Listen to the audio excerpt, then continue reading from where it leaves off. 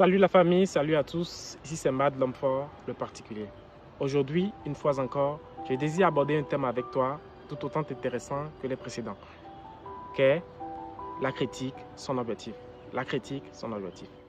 Pour cela, je vais te partager mon expérience en partant d'une anecdote.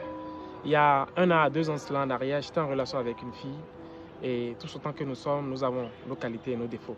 Elle avait ses qualités, elle avait aussi ses défauts. Mais un soir, épris de colère, je me suis mis à lui faire des critiques de sévères remontrant sur ce qu'elle n'arrivait pas à faire et sur ses défauts. J'ai continué toute la soirée à parler de ça jusqu'au lendemain. Elle pleura, elle coula assez de larmes et on a réussi quelques jours après à se comprendre. Mais je dois t'avouer que cela a sincèrement et profondément détérioré notre relation. Notre dialogue, notre communication a vraiment pris un coup. Car pour finir, elle n'arrivait pas à sortir de sa tête cette voix accusatrice qui résonnait à chaque fois dans sa tête quand elle se retrouvait seule. Et pour finir, on s'est éloigné. Je te partage cette histoire pour te montrer que la critique, elle est vaine.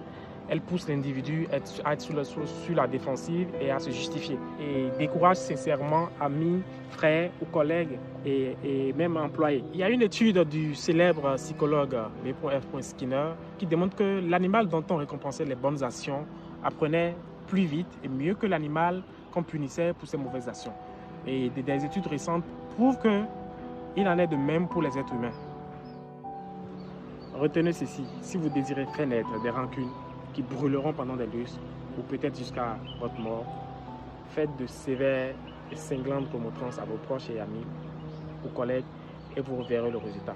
Je termine cette vidéo par cette pensée de Hans Selye, qui est un célèbre psychologue. Autant nous sommes avides d'approbation, autant nous redoutons le blâme. C'était Mad l'homme fort, le particulier. À bientôt.